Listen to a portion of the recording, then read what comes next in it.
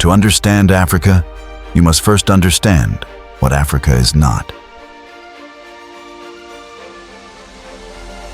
It is not a country. It is not a single story. It is not the image that most of the world carries in its mind. Africa is a continent, the second largest on Earth, 30 million square kilometers, 54 countries, 3,000 distinct ethnic groups, over 2,000 languages.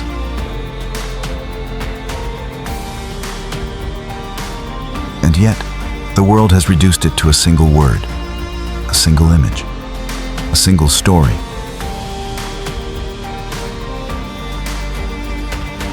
That story is incomplete. It has always been incomplete. To begin to understand Africa, you must first understand its geography. Because in Africa, geography is everything.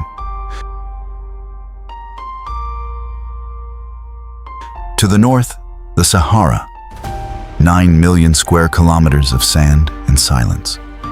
The largest hot desert on Earth. A barrier that separated the Mediterranean world from the rest of the continent for thousands of years.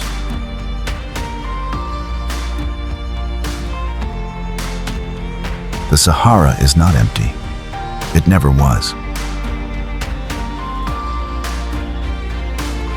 To the east, the Great Rift Valley, the wound in the Earth's crust that runs 6,000 kilometers from the Red Sea to Mozambique. This is where the first humans stood, 3 million years ago, in this valley, on this continent. Before there were languages to describe what they saw. Before there were borders. Before there were countries.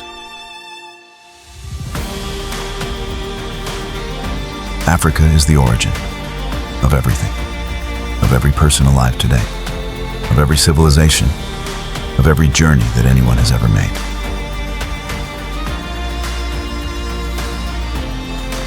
All of them began here, in this dust, under this sky. The rivers of Africa are among the longest on Earth. The Nile, 6,650 kilometers. The Congo, 4,700. The Niger, the Zambezi. Each one a corridor of life through landscapes that would otherwise support almost nothing.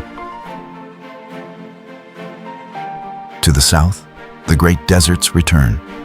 The Kalahari, the Namib, the oldest desert on Earth. 55 million years of silence. Red dunes that have been moving since before the first humans existed.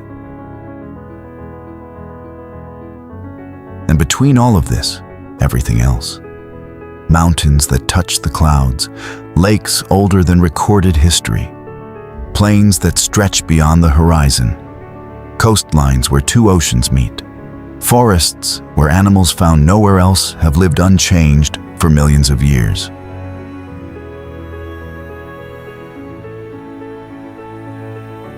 This is the geography that shaped Africa. And the people that geography shaped are unlike any other people on Earth. Because when you live in a landscape this extreme, this beautiful, this harsh, this alive, you develop answers to the questions of existence that the rest of the world has never needed to find. This is not a film about what Africa lacks, or what it suffers, or what the outside world thinks it needs. This is a film about what Africa is, about the Sahara and the Nile and the tribes who have kept their traditions for 10,000 years, about places of such beauty they seem impossible, and places of such difficulty they seem impossible too. Both things, the same continent, the same story. Africa does not need to be explained, or defended, or simplified. It needs to be seen. Come with us. To begin to understand Africa, you must begin at its edges. At the top of the continent, before the rivers, before the forests, before the cities, there is silence. The Sahara, 9 million square kilometers of sand and rock and sky. Larger than the United States, larger than Brazil, the largest hot desert on Earth. From above, it looks empty, a vast orange nothing stretching to every horizon. But the Sahara is not empty. It never was. Beneath its sand, ancient riverbeds, stone carvings of elephants and giraffes in places where no elephant has walked for 10,000 years. Evidence of a time when the Sahara was green, was fertile, was alive with animals and people and water. The Green Sahara, a climate period that ended 6,000 years ago, when the rain stopped and the desert reclaimed what had been taken from it. The people who lived there moved south, toward the Nile, toward the rivers, toward each other, and became civilizations. Today, the Tuareg people still move through the Sahara, the blue-veiled nomads who have navigated this ocean of sand for 2,000 years, without roads, without GPS, with the stars and the wind, and knowledge passed from father to son for 100 generations. At night in the Sahara, the stars are not what you are used to. There is no light pollution here, no city glow on the horizon, nothing between you and the full darkness of the universe. The Milky Way is not a suggestion. It is a river of light running from one edge of the sky to the other. So bright that it casts shadows. Stand in the Sahara at midnight and look up and understand for the first time what the sky actually looks like. What it looked like to every human for 100,000 years before we invented the light that hides it. The Sahara is not a desert in the way most people think of deserts. It is a memory of a world that used to be, that the earth has not forgotten, even if we have. From space, Egypt looks like a mistake. A thin green line running through an ocean of yellow. A strip of life barely wider than a city cutting through the largest desert on Earth. That line is the Nile, 6,650 kilometers long, the longest river on Earth, flowing from the mountains of Central Africa to the Mediterranean Sea.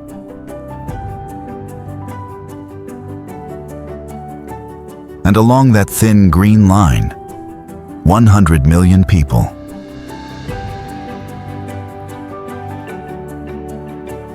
Every single one of them dependent on the same water that the ancient Egyptians were dependent on 5,000 years ago.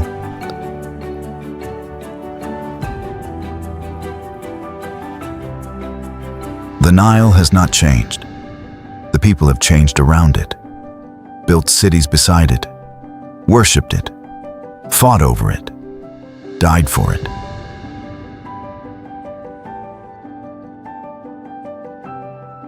But the river does not notice. It simply flows, as it has always flowed, from south to north, toward the sea.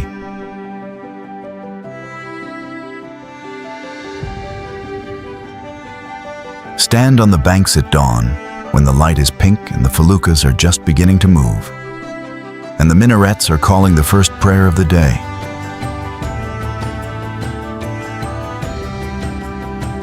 and understand that this moment has been happening every morning for 5,000 years. The light, the river, the sound.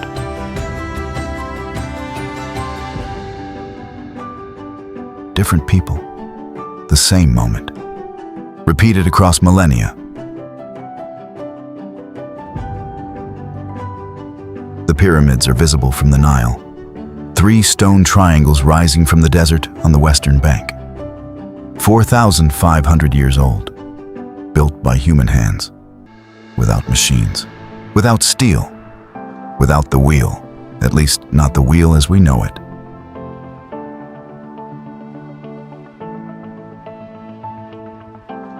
How they were built is still debated, not because we don't have theories, we have many, but because none of them fully satisfy the question of how 2 million stone blocks weighing between 2 and 80 tons were moved and stacked to a height of 146 meters with a precision that modern architects find difficult to replicate.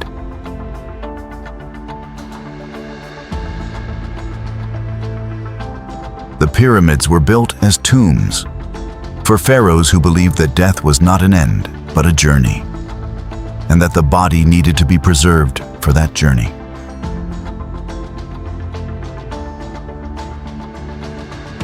The journey continues. The pyramids remain. The Nile flows beside them. And somewhere in the world, someone who has never been to Egypt is looking at a photograph of these 3 stone triangles beside a brown river in a yellow desert, and feeling something they cannot explain.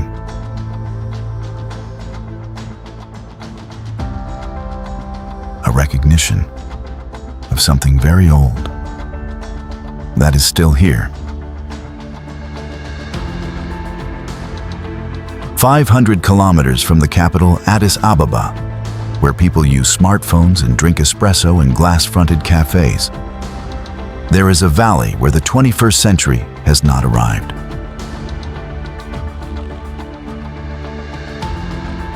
The Omo Valley in southwestern Ethiopia, home to tribes who have lived the same way for thousands of years. The Mursi, the Hamar, the Karo, the Dasanek. Each one a different world, each one a different answer to the question of what it means to be human. The Mursi women wear clay plates in their lower lips. The plate is inserted when a girl is young, gradually replaced with larger ones, over years, until the lip is stretched to accommodate a plate the size of a hand. To outsiders, it looks like suffering, like something done against the person's will. But to the Mursi, the plate is beauty, is status, is identity. The larger the plate, the more beautiful the woman, the more valuable in the eyes of her community. Beauty is not universal. It never was. It is learned, inherited, worn. The Hamar practice a ritual called the bull jump. A young man who wants to become an adult must run across the backs of 15 cattle lined up side by side, without falling. If he falls, he is not a man. He tries again another day. If he succeeds, the women of his family are whipped by other men as a sign of their devotion, of their willingness to bear pain for the men they love. The women do not run from the whip. They walk toward it. They ask for it. They show the scars with pride, as proof that they stood for their brother, their son, their husband. To understand this, you must stop trying to judge it by the standards of your own world. and simply look at a community that has developed its own answers to the questions that every community must answer. What does it mean to become an adult? What does it mean to love someone? What does it mean to belong? The Omo Valley answers these questions differently, but it answers them. The Karo paint their bodies, white ash and ochre and charcoal, patterns that take hours, that are washed off and repainted the next day. Art that lasts one day, created with the same care as art that is meant to last forever. Because for the Karo, the art is not the object. The art is the act, the connection, the time spent creating beauty on another person's skin. These people are not relics, not museum exhibits, not examples of how humans used to live. They are living the life they have chosen, in a valley that the modern world has not yet reached, and may not reach in their lifetime.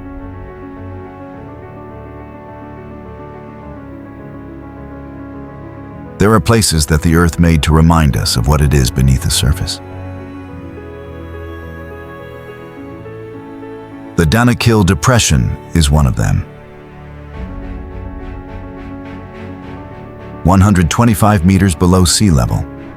The average annual temperature, 34.6 degrees Celsius. Not the peak, the average.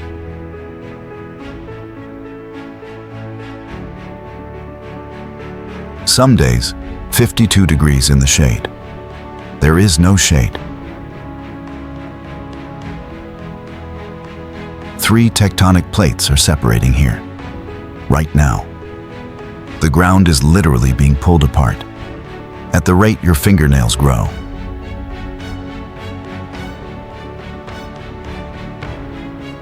In 5 million years, this will be a seafloor. Right now, it looks like another planet. Neon yellow acid pools, blood-red salt flats, green sulfur vents bubbling from the earth. The air smells of sulfur and heat and something ancient.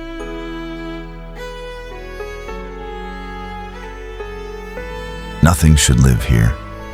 The acid pools have a pH close to 0, more acidic than car battery acid.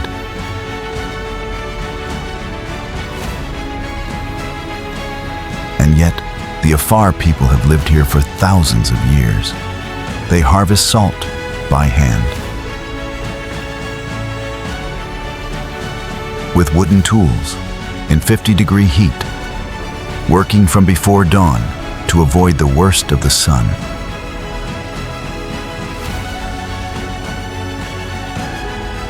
They load the salt onto camels and walk for days to reach a market. This is their economy. This is their life, in a place that the rest of the world has decided is uninhabitable. Nobody told the Afar.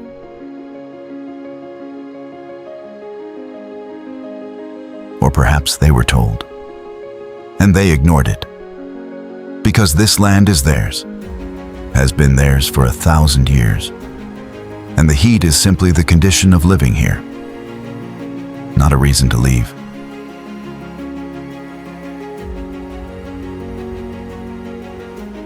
The Erta volcano sits at the northern end of the depression. It has had a permanent lava lake for over 100 years, active every day, glowing orange in the night.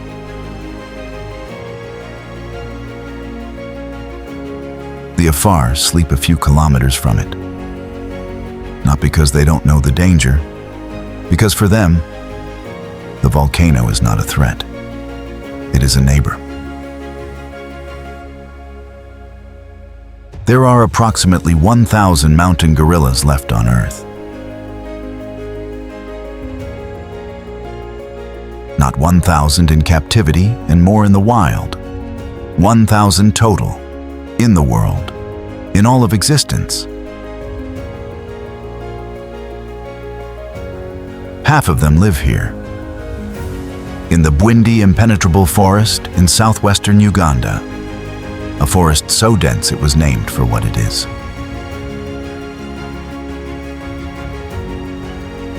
Impenetrable. The gorillas have been here longer than the word forest has existed, longer than the borders that now surround them, longer than the countries that claim the land they live on. A mountain gorilla family is a society. There is a silverback, the dominant male, gray on his back from age and authority. He decides where the family goes. He protects it. He sleeps in the center. The rest of the family builds nests in a circle around him.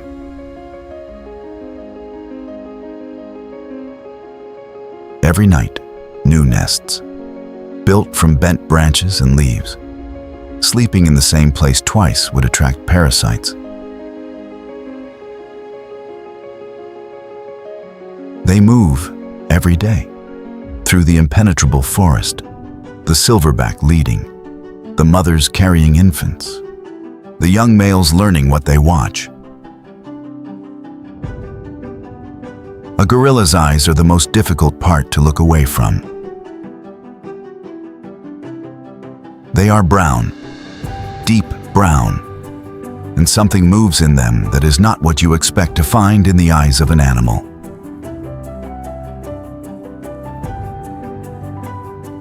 Recognition. The DNA of a mountain gorilla is 98.3% identical to human DNA. Not similar, identical. 98.3%.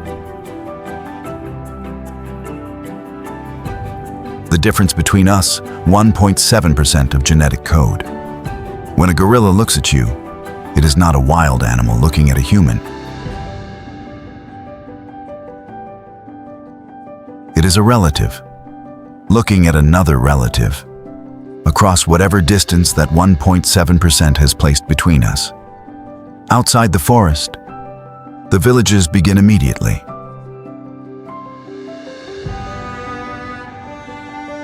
Not gradually.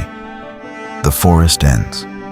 A farm begins. A house. A child carrying water. One of the poorest regions of one of the poorest countries in the world, surrounding one of the rarest collections of life on the planet. The rangers who protect the gorillas earn less than the cost of one tourist permit to enter the forest.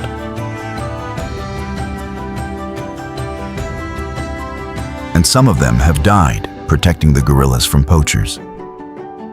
Not because they were told to, because they understood that when something this rare, this ancient, this close to us disappears, something in us disappears with it. Every year, without announcement, without schedule, without anyone deciding it should happen, 1.5 million wildebeest begin to move. They do not know where they are going, not individually. Each animal follows the one in front. The one in front follows the one in front of that. The direction, determined by something older than thought, by the smell of rain on grass hundreds of kilometers away, by instinct encoded across millions of years of this same movement. The Great Migration, the largest movement of land animals on Earth. From Tanzania's Serengeti to Kenya's Maasai Mara and back. A circular journey of nearly 3,000 kilometers, completed every year, for as long as these animals have existed. The Mara River is where the drama peaks. The wildebeest arrive at the bank and stop. They stand at the edge and look at the water.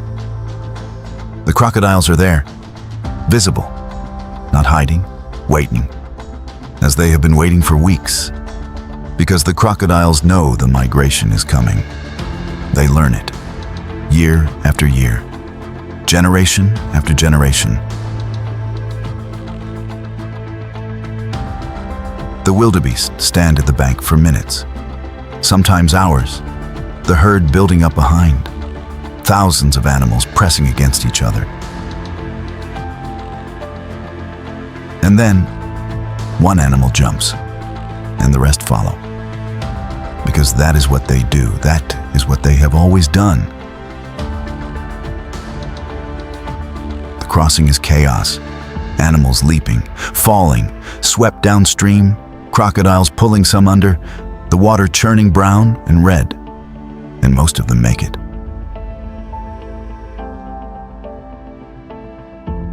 They climb the opposite bank, shake the water off, and continue on the same journey their ancestors made for 1,000,000 years.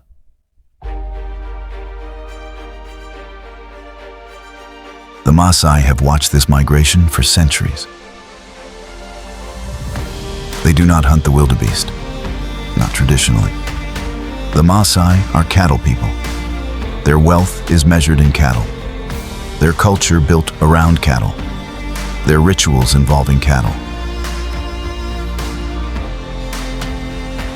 They have lived alongside this annual flood of animals and simply shared the land, because the land is large enough for everyone. Or it was. The Maasai territory has been reduced by more than 60% in the last century, by national parks that displaced them, by farms that took their grazing land, by a growing country that needed the space. The Maasai are still here, still jumping, still herding, still wearing red. But on less land, with fewer cattle, with more pressure from a world that keeps needing more. From the air, it looks like a texture, not a place, a pattern of brown and gray spreading across a valley in the middle of Nairobi. Get closer, and the texture becomes rooftops, thousands of them, corrugated iron, pressed together, no gaps, no space between them, a sea of metal from one hillside to the other. This is Kibera, 250,000 people living in 2.5 square kilometers of informal settlement in the heart of Kenya's capital. No running water, no sewage system, no official electricity, no postal address, no recognition by the government that this place officially exists. And yet, it does exist, has existed for over 100 years, since British colonizers built it to house African workers who were not allowed to live in the city they built. The colonizers left. The settlement remained. Children are born in Kibera, go to school in Kibera, fall in love in Kibera, build businesses in Kibera, grow old in Kibera. There are schools that operate in single rooms, teachers who work without being paid, because they understand that education is the only exit from a place like this. There are musicians in Kibera who have toured Europe, fashion designers whose work has been shown in London, software developers who build apps in the same settlement where there is no official electricity. They run extension cables from the nearest legal connection, share the power, charge laptops, write code. 3 kilometers from Kibera, Nairobi's business district. Glass towers, international companies, fiber optic internet, air conditioning. The same city, the same sky, 3 kilometers apart. The people of Kibera know exactly what those towers look like. They can see them from the hillside on a clear day. And the people in the towers know Kibera is there. They pass it on the highway every day, without stopping. 2 cities, 1 sky, no bridge between them. 55 million years old. While dinosaurs still walked the earth, this desert was already here. The Namib, on the southwestern coast of Africa, a narrow strip of desert running 2,000 kilometers along the Atlantic coast of Namibia. The oldest desert on Earth. The dunes here are the tallest in the world. Dune 45. Big Daddy. Star dunes that have no fixed shape, that change with every wind, that have been changing for millions of years. The sand is red, not yellow, not orange. Red, the color of iron oxide, of ancient rock ground down over 55 million years into this powder. At Sossusvlei, the white clay pan at the center of the dune field, the contrast is absolute. White clay, red dunes, black trees, blue sky. Dead Vlei, the dead marsh, where camel thorn trees died 800 years ago when the dunes shifted and cut off the water source, and are still standing.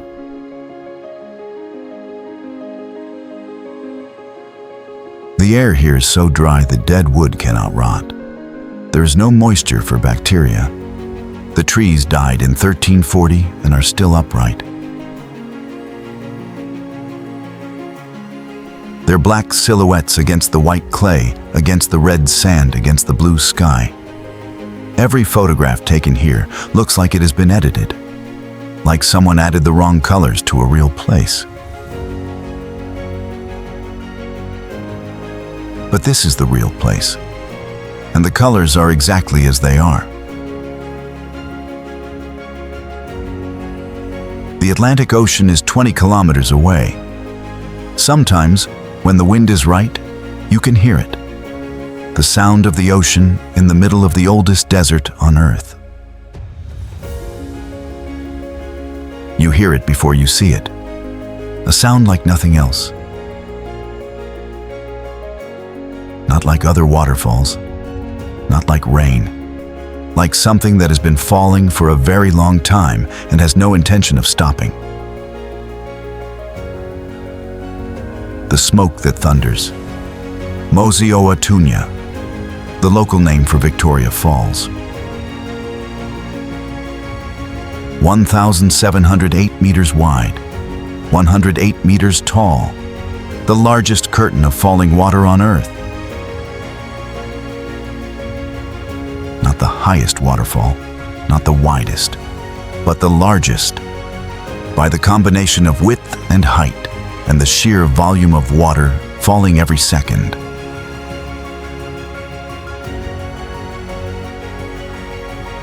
At peak flow, 500 million liters per minute, over the edge, into the gorge below. The mist it creates rises 400 meters, is visible from 50 kilometers away, creates its own permanent rainforest on the opposite bank. A forest that exists only because of the mist from the falls.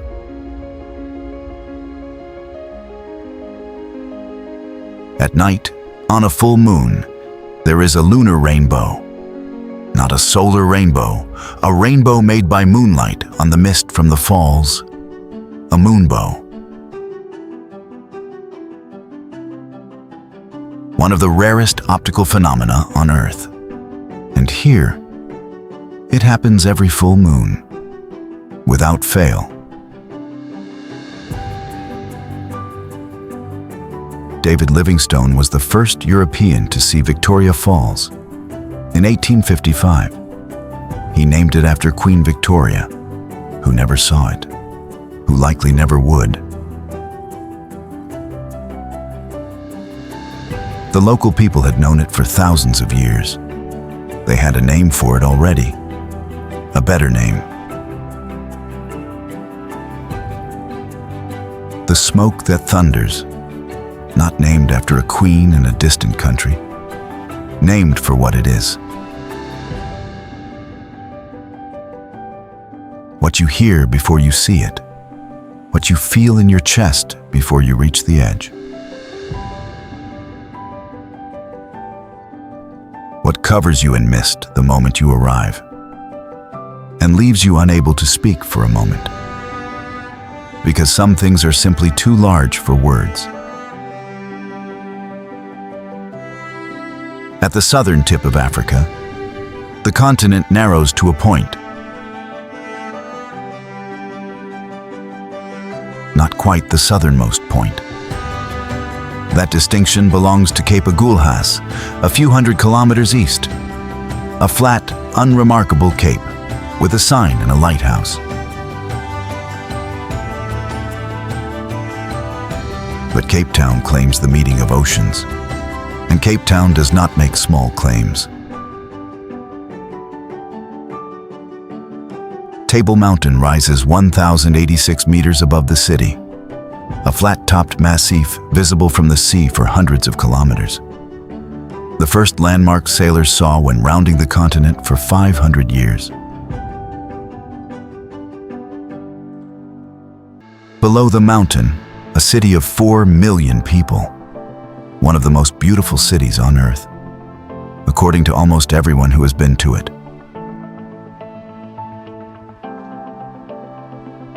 White beaches, blue bays, Victorian architecture, wine farms in the mountains, penguins on the beach at Boulders, whales in the bay from June to November. And 20 minutes away, Cape Flats.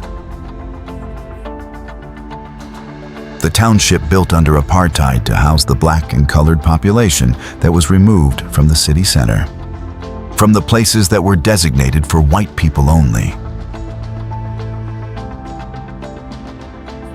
Today, Cape Flats has one of the highest murder rates of any urban area in the world. Gangs control entire neighborhoods. The police enter some areas only in armored vehicles. Children walk to school between territories that are at war with each other.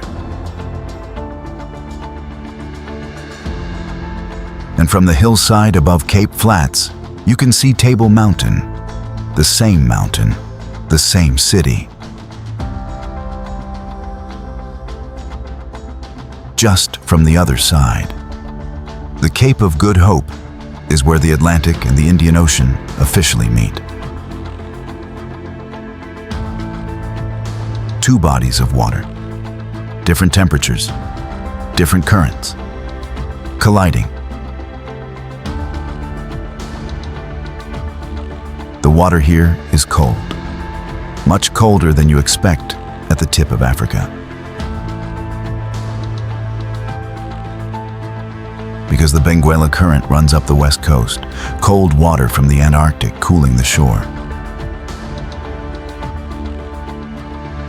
And on the rocks at the Cape, seabirds, seals, and sometimes great white sharks in the water below.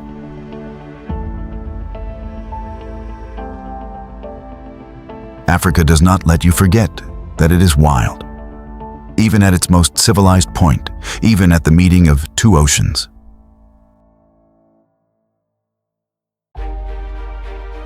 There is wildness here, in the water, in the wind, in the knowledge that this is the end of the continent. That from here, there is only ocean, in every direction, until Antarctica. There are cities that have been modernized, cleaned up, made comfortable, made navigable. And then there is Fez. The Medina of Fez is the largest car-free urban area in the world. No cars, no motorcycles, no roads wide enough for anything with an engine. 9,000 streets, some of them less than a meter wide, so narrow that the buildings above almost touch, that the sky is a thin stripe of light above your head. And on either side, walls, doors, the sound of hammering, the smell of spices, the call to prayer from a minaret you cannot see. Fez was founded in 789 AD. The Medina, the old city, has been continuously inhabited since then.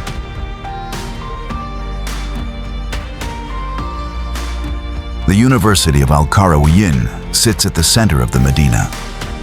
Founded in 859 AD, the oldest continuously operating university on Earth, older than Oxford, older than Bologna, older than any institution of higher learning in Europe. And then, the tanneries. The Chuara Tannery, the largest and oldest tannery in the world. Circular stone vats cut into the ground, each one filled with a different substance. White, limestone to soften the hide.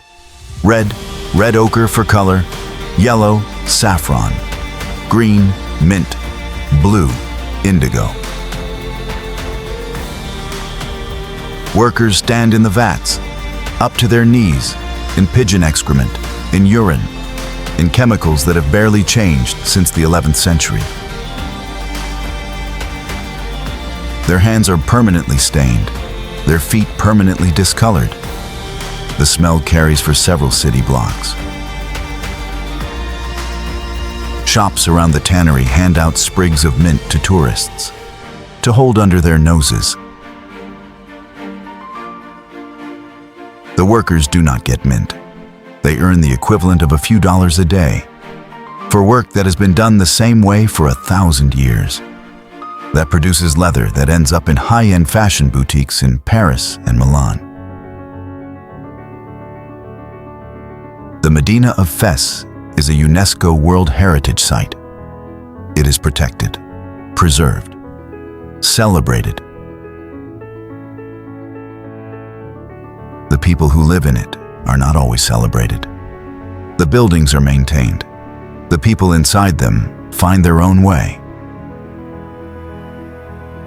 In the evening, when the light turns gold and the call to prayer echoes through the narrow streets and the smell of cooking mixes with the smell of spices and the donkeys carry their loads through alleys too narrow for anything else. Fez is one of the most beautiful places on earth, and one of the most honest. It does not pretend to be anything other than what it is.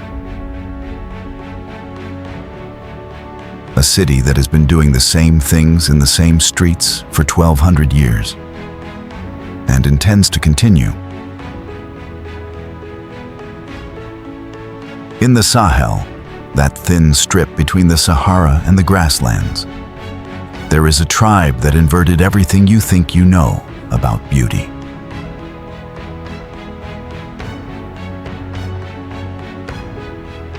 The Wodaabe. 65,000 nomads moving through Niger and Chad with their cattle, following the rains, following the grass, for thousands of years.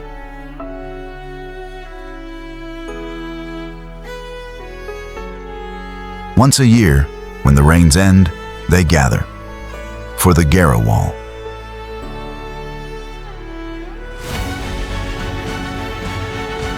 The men spend days applying makeup, red ochre on the face, black kohl around the eyes, black lipstick on the mouth to make the teeth look whiter, yellow clay patterns that take hours.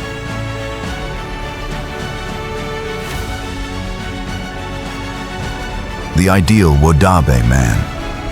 Tall, narrow-faced, symmetrical, with eyes that can roll dramatically in their sockets. They practice the eye roll for years. Because in the Garawal, the men who can roll their eyes and bare their teeth for 6 hours straight in 45-degree heat, without moving, are the most desirable.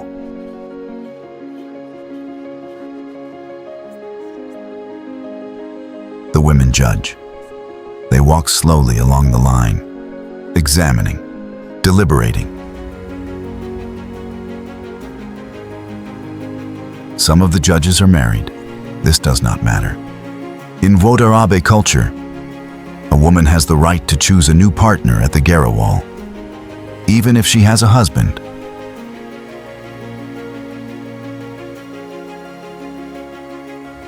Before the festival, the men drink tea brewed from fermented bark, a mild hallucinogen that lets them dance for days without sleeping. Without eating, the Garawal can last a week. In a world that decided women dress for men, the Wodaabe never received that message. Before she leaves the house each morning, she applies the mixture. Otjize, a paste made from ochre-rich clay, butterfat, ground resin, sometimes perfumed with the smoke of omozumba wood.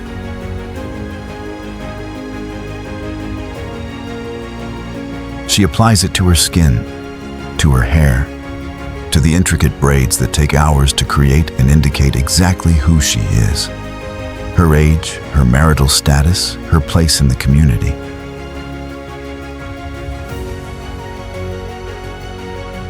The Himba women of northern Namibia do not wash with water. Not because water is unavailable, but because water is a resource too precious to waste on washing.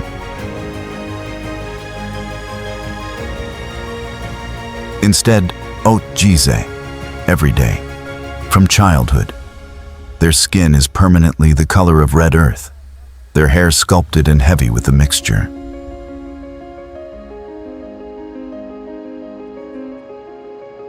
In the harsh sun of the Kunene region, Otjize protects the skin, repels insects, maintains body temperature.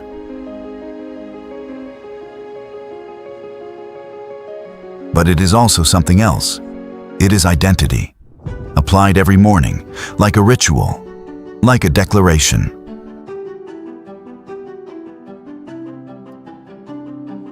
A Himba woman covered in Otjize is not wearing a costume. She is herself, fully, in a way that requires no explanation.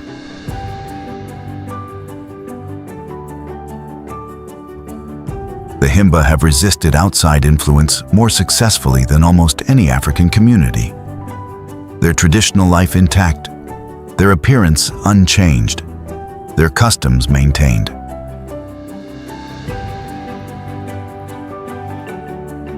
Namibia became independent in 1990. The world arrived, roads, schools, phones.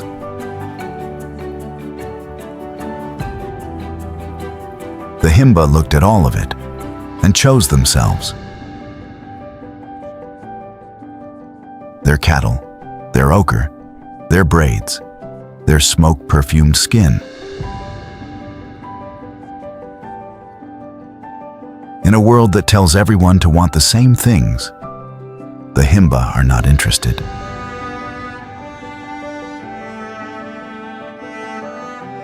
Every river on earth flows to the sea.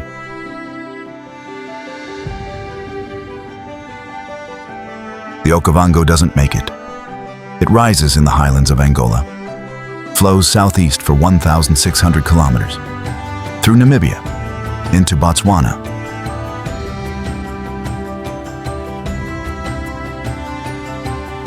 And then disappears.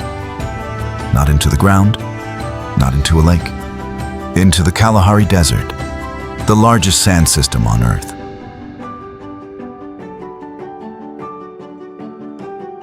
The river fans out, splits into thousands of channels and lagoons and islands that appear and disappear with the seasons. Creates a delta the size of Switzerland in the middle of one of the driest places on the planet.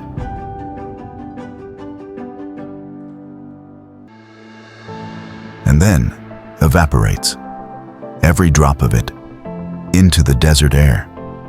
Without reaching the sea, a river that traveled 1,600 kilometers to die in the sand.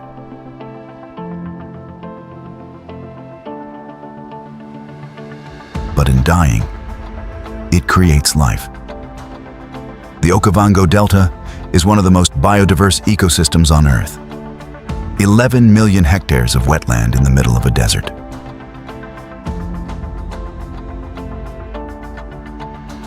When the floods come from Angola's rainy season, the water arrives months later in Botswana, like a slow pulse through the sand, and the animals know.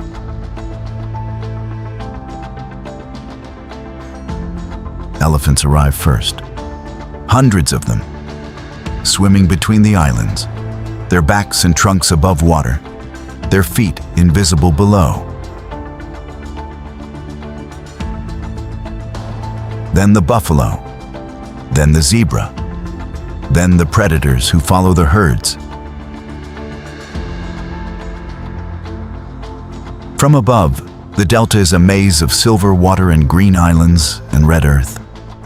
Patterns that look like something drew them, like veins in a leaf, like the branches of a tree, like the map of a city that nobody planned.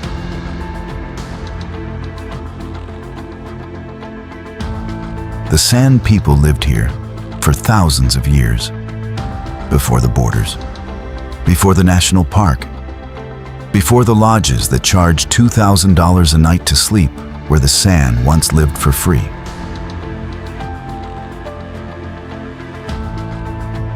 Most of them are gone now, relocated by a government that decided the land was worth more as a tourist destination than as a home. The animals stayed, the people left.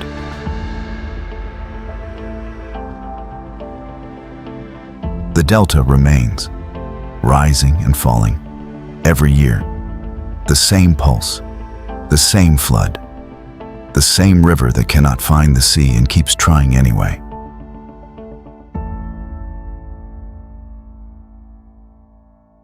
In the 12th century, a king named Lalibela had a vision.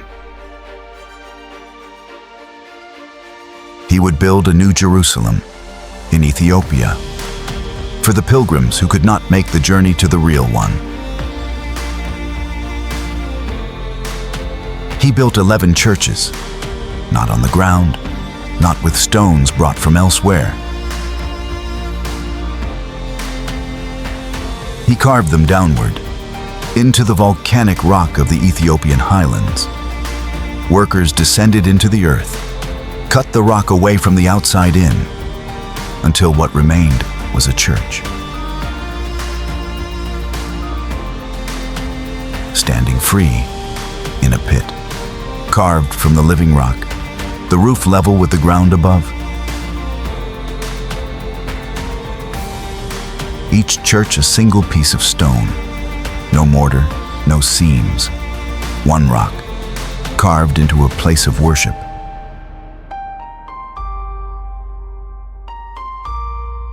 The largest, Beit Medina, the house of the Savior of the world, 33 meters long, 23 meters wide, 11 meters tall. Carved from a single piece of volcanic rock. How long it took is not precisely known. The legend says angels helped, worked through the night while the humans slept. And in the morning, more was done than should have been possible. The monks who live here do not find this difficult to believe. At Ethiopian Christmas, January 7th, 50,000 pilgrims come to Lalibela, on foot from across the country, walking for days in white robes, with candles, with drums.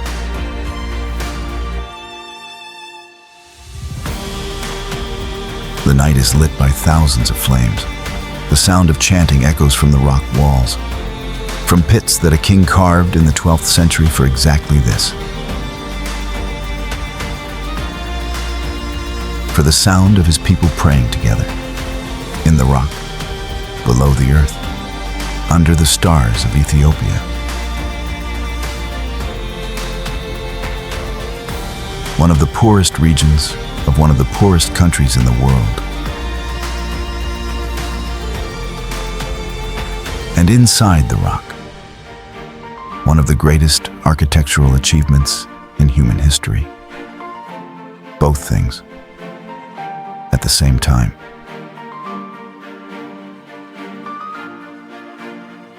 The color is wrong. From above, it is red, deep arterial red, streaked with orange and white, like something bleeding into the desert. Lake Natron, in the Gregory Rift of northern Tanzania, a salt lake fed by mineral-rich hot springs, shallow, never more than 3 meters deep, vast, 57 kilometers long.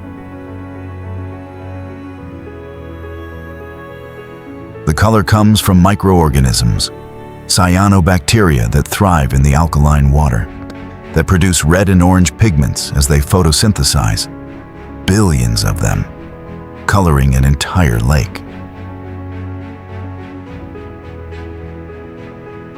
The water temperature can reach 60 degrees Celsius.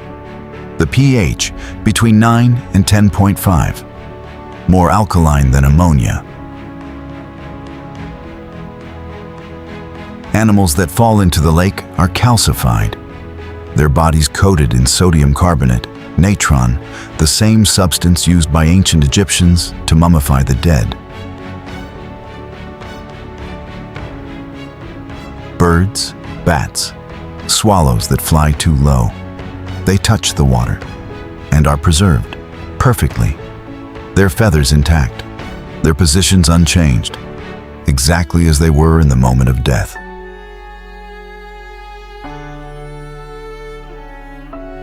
Nick Brandt, the photographer, found them on the shores and placed them in the poses of the living. A bat with wings spread, a fish eagle standing on a branch, their bodies hard as ceramic, white with minerals. And then, the flamingos. 3 million lesser flamingos breed here, only here, on the entire Earth. Because nothing else can survive long enough to threaten their eggs. The alkalinity that calcifies everything else, the flamingo evolved to tolerate. Thick, scaly skin on their legs, desensitized feet. They walk in the water that turns other animals to stone. And nest, and breed, and raise their young in the most hostile nursery on Earth. The lake that kills is the only place safe enough for 3 million birds to be born.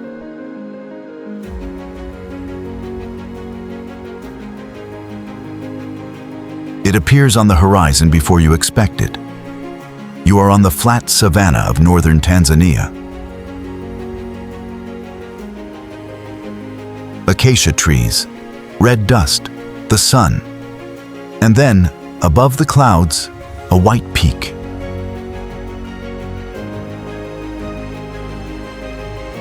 Not attached to anything, not part of a range, just a mountain, rising alone from the flat African plain to 5,895 meters. The highest freestanding mountain on Earth. Kilimanjaro. From the base to the summit, 5 distinct climate zones, each one a different world. You begin in tropical rainforest, fig trees and ferns and the sound of birds you cannot name. Humidity, the smell of wet earth.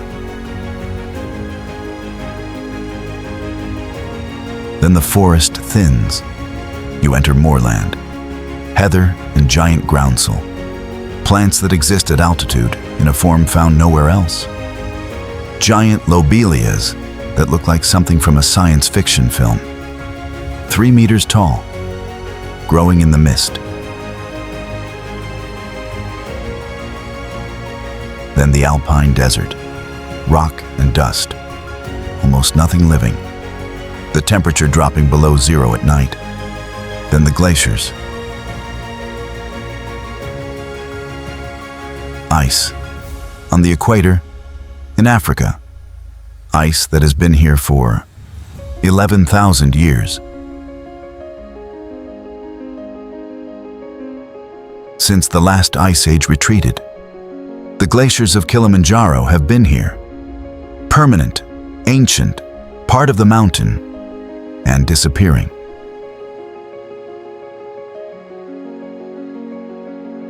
Since 1912, the glaciers have lost more than 85% of their mass. Scientists estimate that by 2040, they will be gone entirely. The ice that survived 11,000 years of African sun will not survive the next 20.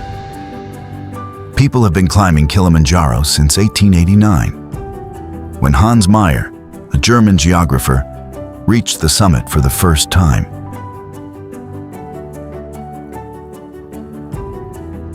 Today, 50,000 people attempt it every year, walking through all 5 climate zones in 5 to 9 days, from rainforest to ice.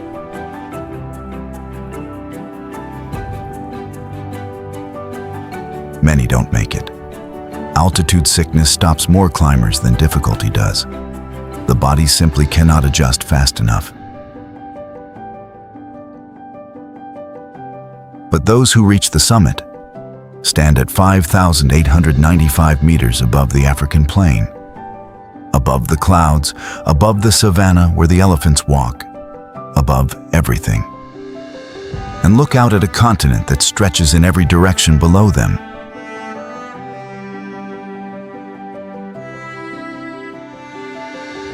Africa is the oldest story on Earth, and it is still being written. In the salt that the Afar people carry from the hottest place on the planet. In the churches carved downward into the rock by a king who had a vision. In the red skin of a Himba woman who chose herself over everything the modern world offered. In the eyes of the last 1,000 gorillas who share 98% of our DNA. In the pink water of a lake that turns life to stone and shelters 3 million birds. In the festival where men dress for women and beauty means standing still in the desert sun for 6 hours. In the streets of Kibera, where people with no address write code and design clothes and dream. In the tanneries of Fes, where leather is made the same way it has been made for 1,000 years. In the river that gets lost in the desert and creates the most extraordinary ecosystem on the planet in the process of dying. In the mountain whose glaciers have survived 11,000 years of African sun and will not survive the next 20. In the wildebeest crossing the same river at the same time every year for 1,000,000 years. In the smoke that thunders. In the baobabs that remember Genghis Khan. In the 2 oceans meeting at the tip of a continent that gave the world its beginning.